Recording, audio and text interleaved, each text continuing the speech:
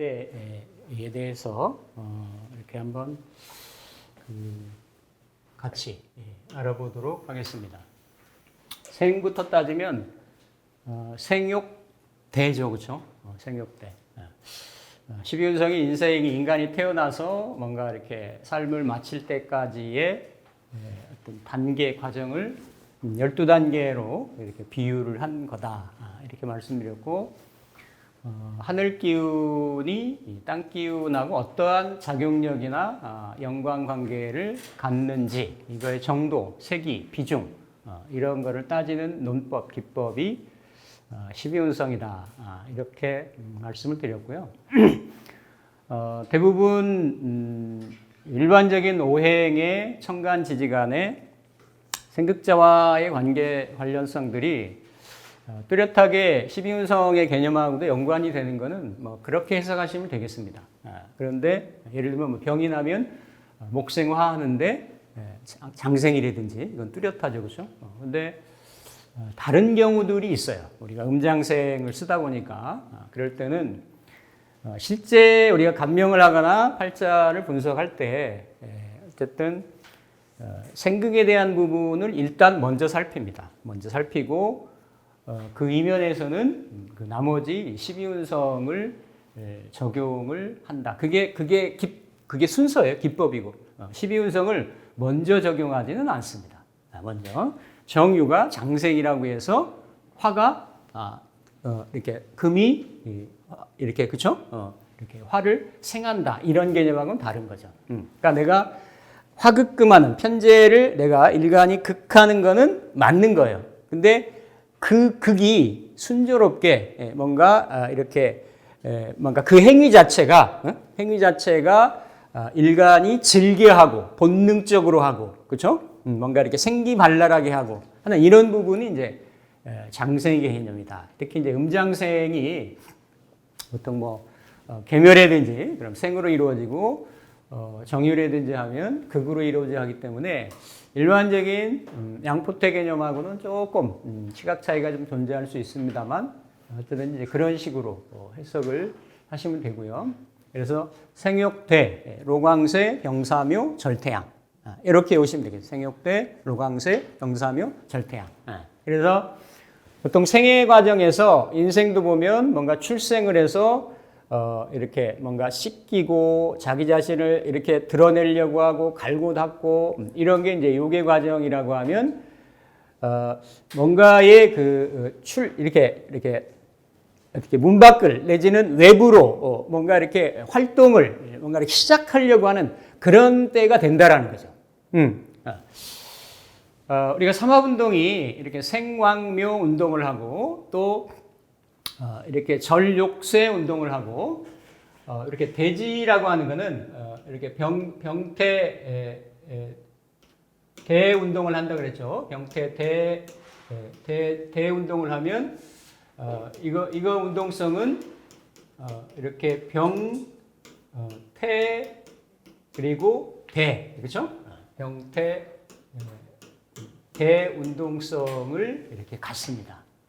이게 삼합이 이렇게 연결이 된다라는 거죠.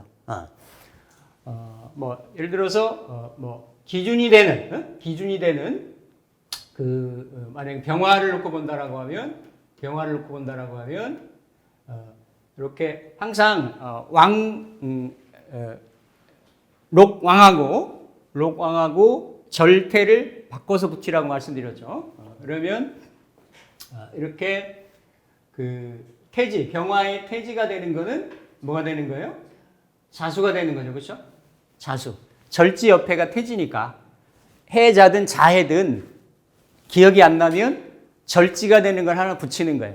그러면 병화가 끊어지는 자리가 해수란 말이에요. 해수. 그렇죠? 해수 옆에는 자수가 태지가 되는 거죠. 그렇죠? 태지가 되면 자가 끼면 뭘로 돌아가요? 신자진으로 돌아가죠. 그렇죠? 신자진으로 돌아가니까 항상 진술충미는 뭐에 붙어요? 이렇게 묘고지니까 그렇죠? 묘고지니까 이렇게 대질 관대지라든지 이렇게 임묘지라든지 그렇죠? 이런 식으로 걸리는데 이렇게 따지면 신자 진이 되겠죠, 그렇죠? 진. 예. 그래서 이러한 토에는 이렇게 생욕대 로광쇠 그렇죠? 쇠 그리고 병사묘 그렇죠? 절태양 그래서 이렇게 쇠지, 묘지, 양지 이런 글자들 관대지, 쇠지, 묘지, 양지 이런 글자들은 다 기본적으로 진술충미에 이렇게 걸리게끔 돼 있어요. 그러니까 그런 식으로 해서 이렇게 쭉 이해를 좀 하시면 되겠다. 요거 전에 결국은 이러한 어떤 작용력들을 하나하나를 다 조합을 하다 보면 전체적인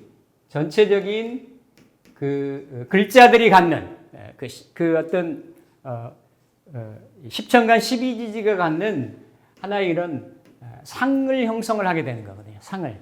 그럼 기본적으로 이제 간목의 상이 있고 쭉 그런데 이 간목을 자연에 이렇게 배속을 시켜놓은 옛날 이렇게 선배들이 한 노력들이 있었어요. 그것을 천문분배질이라고 얘기를 하는데 이렇게 갑을 보면 오늘 천간만 한번 살펴볼게요. 갑을 이렇게 우레라고 했어요. 갑이 여러 가지가 의미가 있는데 자연현상 중에 놓고 볼 때 갑은 우레를 닮았다. 우레를 닮았다. 번개치고 뭔가 우르릉쾅쾅하고 출발하고 스타트하고 시작하려고 하고 하는. 그래서 왜 갑을목을 할 때 갑목을 청룡이라고 얘기를 하느냐. 청룡, 풍수에서는 청룡 득수라고 얘기를 하느냐. 그러니까 이러한 형상인 거죠. 용이 움직이면, 그러니까 목이 움직이면 이렇게 뭔가 이렇게 새로운 변화가 시작이 되는 거고, 변혁이 시작이 되는 거고, 출발이 시작이 되는 거고, 이런 흐름들이 이렇게 봄이 되면 땅이 이렇게 깨어나는 것 같은 이러한 형상들. 그러니까 겨울까지 꽉 이렇게 매여 있고, 갇혀 있고, 얼어 있다가 깨어나는 천지가 이렇게 드러나는, 열리는 그런 현상들을 이렇게 뢰로 표현했고, 을은 이렇게 풍으로 표현했습니다. 을은. 그리고 병은 일로 표현했죠. 일로. 그리고 정은 여러 가지 묵상들의 의미가 있지만 별로. 별.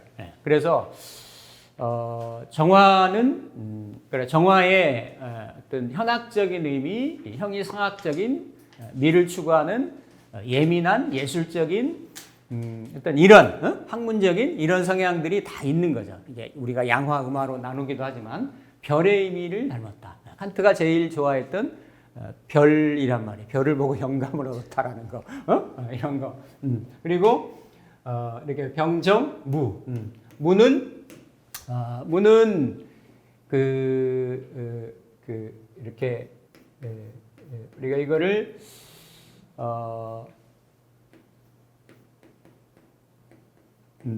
노을 하자, 노을하, 노을. 그러니까 뭔가 이렇게 우리가 저녁 노을이라고 얘기를 하잖아요, 그렇죠? 그러니까 그러한 형태 노을로 봤어요.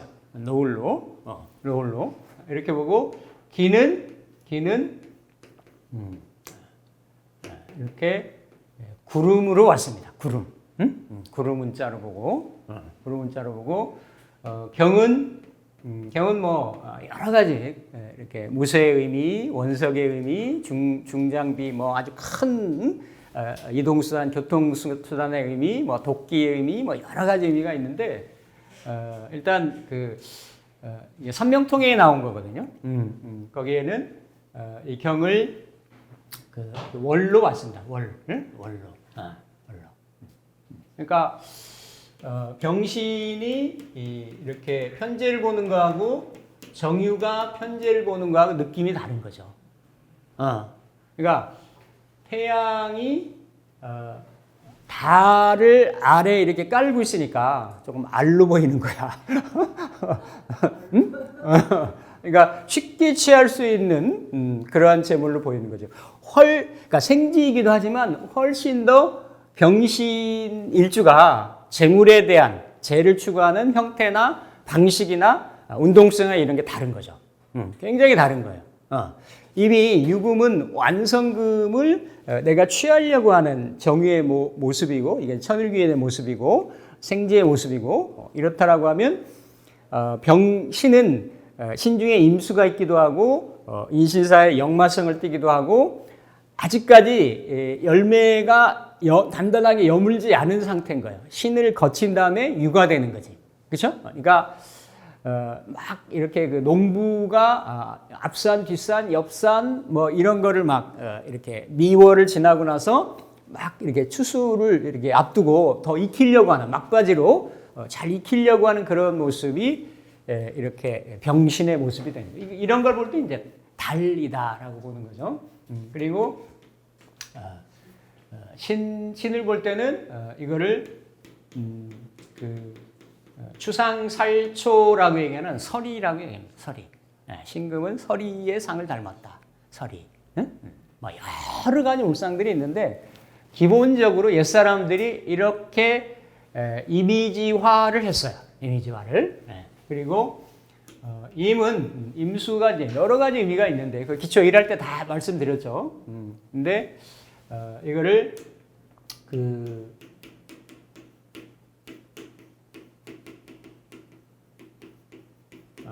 가을 이슬이라고 했어요. 가을 이슬. 추로를 가을 이슬. 같은 수인데도 사뭇 느낌이 다르죠. 가을 이슬. 가을 이슬? 가을 이슬이 어떤 의미 같지? 가을 이슬.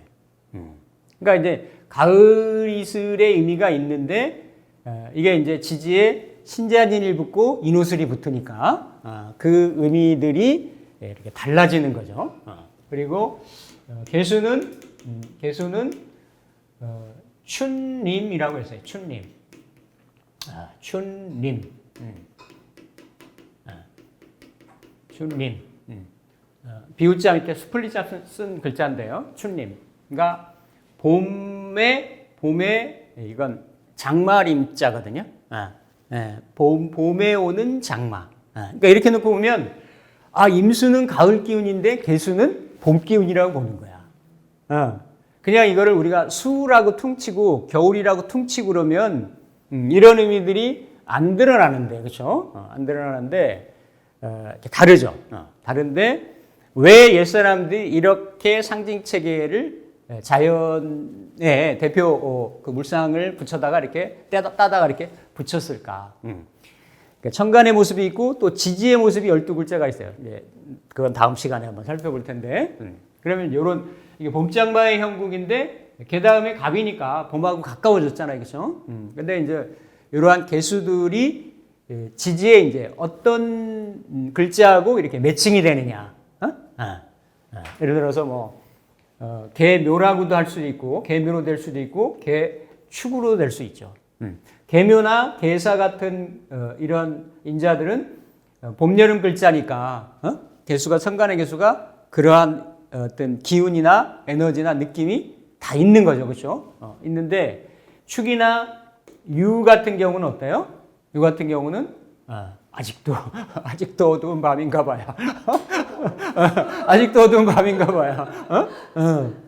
그러니까 상당히 그렇죠? 냉기가 있죠. 안에 근기가 있고. 그래서 개유, 개축 만만하게 보시면 안 됩니다. 만만하게 보시면 안 됩니다. 큰 코 다칩니다. 그러니까 이런 것들을 내가 느끼는 거예요. 그런 글자들을 통해 가지고 그 의미들이 갖고 있는 이걸 그냥 뭐 편인이다. 예를 들어서 무슨 관살이다. 이렇게 하면 거기에만 딱 그게 기본 개념은 맞는데 기본 개념은 맞는데 그 내밀한 개미하고 개축하고 그냥 편관이다라고 보면 똑같잖아. 일지편관이니까 전혀 다른 성분이라는 거지. 전혀. 그러니까 이런 것들을 이제 전반적으로 이렇게도 살피고 또 이러한 12운성의 개념을 가지고도 이렇게 살필 수가 있습니다. 그래서 일단 이렇게 우리가 12운성 중에 이렇게 대라고 이렇게 얘기하죠. 이거는 삼호관대에서 나온 말이거든요. 관이라는 건. 관은 이렇게 벼슬아치가 쓰는 머리 위에 쓰는 신분을 이렇게 상징하는 것들이었어요. 머리 위에 올라가는 것이 다 이렇게 관의 형태였죠. 관의 형태. 그러면서 우리나라는 유교적인 풍습이 많이 강했던 또 동양권이 그런 데였기 때문에 이렇게 관혼 상제 중에 관이 먼저 들어가죠. 관이. 그래서 이 갓이라는 의미가 있고 이게 나이로 보면 이렇게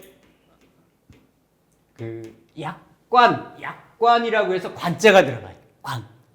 그래서 20살을 어때요? 이렇게 관이다. 약관의 나이다. 이렇게 얘기를 한 거예요. 그러면 이 20살이라고 하는 나이가 상징하는 게 뭘까? 그러니까 일반 백성들도 벼슬아치들이 보통 벼슬의 감투에 대한 상징으로 관을 썼는데, 높은 머리 위에 자기의 표상으로 관을 썼는데, 일반인들도 일생에 한 번은 쓰죠. 언제? 장가갈 때. 그러니까 그렇게 뭔가 이렇게 이 육체적으로는 뭔가 한 가장에 이렇게 가정의 가장이 된다든지 한 사회 구성원으로서의 주동적이고 주체적인 역할을 하겠노라. 할 수 있을 것 같다. 하려고 한다. 이런 거예요. 이런 거. 이거를 이제 12운성의 12단계로 봐서 관대다.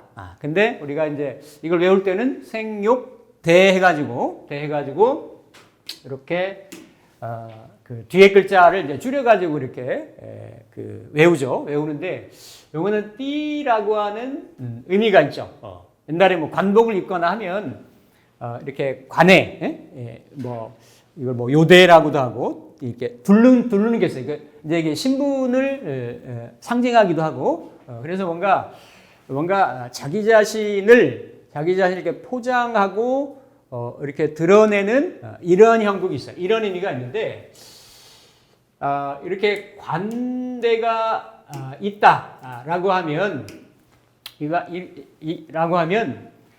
이 관대의 상황이 뭐냐면 만약에 그 일생의 생장의 그런 마디로 단계로 이렇게 놓고 보면 인에서 태양이 또 생기가 처음 시작하고 태동되고 올라가듯이 그렇죠? 인에서 시작을 하죠.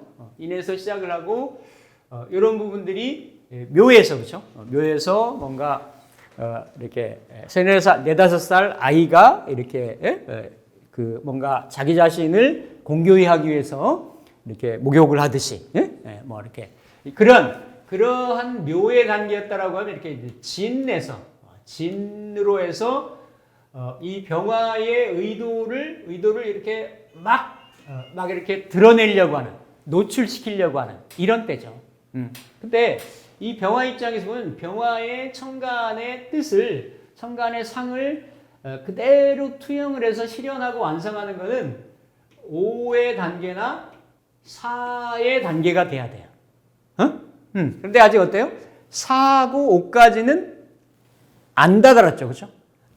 이렇게 다다르지 않아요. 즉 여기는 걸록의 단계고 제왕의 단계니까 병화가 겉으로나 내면으로나 어때요? 이렇게 다 차고 내실이 갖춰지고 명실이 상부하고 이런 그러한 실력도 갖추고 겉으로 드러난 모습도 화의 모습하고 안에 있는 내실도 이렇게 차 있고 이런 형국인데 이 진의 단계는 20살에 이렇게 육신이 성인만큼 더 이상 안 자라잖아요. 그렇죠? 그러니까 척추동물은 공통적으로 생물학자들이 한 얘기가 25살까지 인간으로 따지면 25가지만 이렇게 척추라든지 이런 그 어떤 생장이 이루어지고 25 넘어서부터 늙는다는 거야.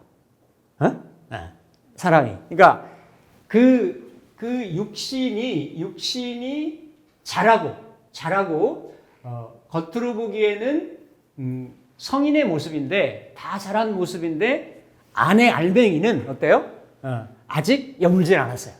4하고 5의 이렇게 단계에서 내가 내실을 닦일 수가 있는데, 그러니까 오히려 빈수레가 요란할 수 있는, 그렇죠? 뭔가 이렇게 그 안에 겉으로는 이렇게 다 이루어진 것 같지만 안에는 아직 차 있지 않는 형태란 말이죠. 그래서 어때요? 자기 자신을 드러내고 노출하고 이렇게 어떤 진행하려고 하고 내세우려고 하는 그러한 기질은 앞서 나가려고 하는 그런 기질은 굉장히 왕한 거예요. 단 대신에 그런 전진하고 직진하려고 하고 드러내려고 하는 그런 에너지는 많고 높고 추진력 이런 것들이 있는데 어떤 그 지혜라든지 슬기로움이라든지 계책이나 모사라든지 이런 건 어때요? 부족한 거죠. 부족한 거예요. 그러니까 뭔가 외형적인 에너지의 힘은 가득 찼는데 실제적인 그래서 뭔가 진행하고 내세우려고 하고 드러내려고 하는 에너지나 힘은 이렇게 센데 그 안에에 노련함이나 숙련도나 이런 거는 부족한. 그래서 이거를 유용무모하다 이렇게 얘기한 거죠. 용맹함이나 용기는 있지만 어때요? 그거를 슬기롭게 갖고 나가는 지혜, 모사 이런 거는 좀 부족할 수 있는. 그러다 보면 어떤 일이 생기게 되겠어요? 그러니까 뭔가를 돌파해 나가고 스타트해 나가고 시작해 나가는 이런 부분들은 강점이나 장점으로 작용할 수 있는데 그러니까 슬기로움이나 지혜로움이 부족할 수 있기 때문에 시행착오라든지 주변하고의 갈등이나 부딪힘이라든지 그렇죠? 이런 부분들은 굉장히 많을 수가 있죠. 자, 이게 같은 글자, 같은 동주로 놓일 수도 있고 다른 글자들로 놓일 수도 있습니다. 근데 어쨌든 에너지는 그 위에 있는 글자가 관대지를 보고 있다라고 하면 그만큼 강하다, 왕하다, 굽히지 않는다, 이렇게 드러내려고 한다, 주장이 세다, 그 어떤 이런 어떤 성향을 갖는다라는 거죠. 이게 십성으로 보면 관대는 생으로 연결되지는 않아요. 보통 비화되거나 아니면 설되거나 다 이런 구조들로 되어 있는데 그런 구조임에도 불구하고 그 천간에 있는 글자가 관대지를 띠고 있으면 어때요? 굉장히 그러한 그 왕한 형태, 강한 형태 이런 형태들이 생긴다라는 거죠. 즉 그러니까 이 관대는 어쨌든 그 흔히 말하는 이렇게 청소년기의 시대 같은 거예요. 청소년 시기 같은 거. 사람으로 따지면 뭔가 이렇게 에너지가 안으로 갈무리 되고 이렇게 도광양해가 된 형태가 아니고 그게 그대로 막 드러나는 거지. 그러니까 좌충우돌도 할 수 있고, 그렇죠? 뭔가 이렇게 부딪힐 것도 될 수도 있고, 또 그리고 뭔가 이렇게 돌파해 나가거나 자기 자신을 드러내려고 하는 이런 부분에서는 굉장히 아주 강점이나 장점이 될 수 있는 거예요. 그러니까 이렇게 막 그 고등학교 졸업하고 그 이렇게 막 군입대를 막 앞둔 그런 형태, 그런 시기가 딱 관대지의 울상인 거예요. 이 관대 에너지가 잘 순화가 조절이 안 되면 어떻겠어요? 아니 일단 상대방하고 뭐 있으면 뭐 서로 좀 주고받고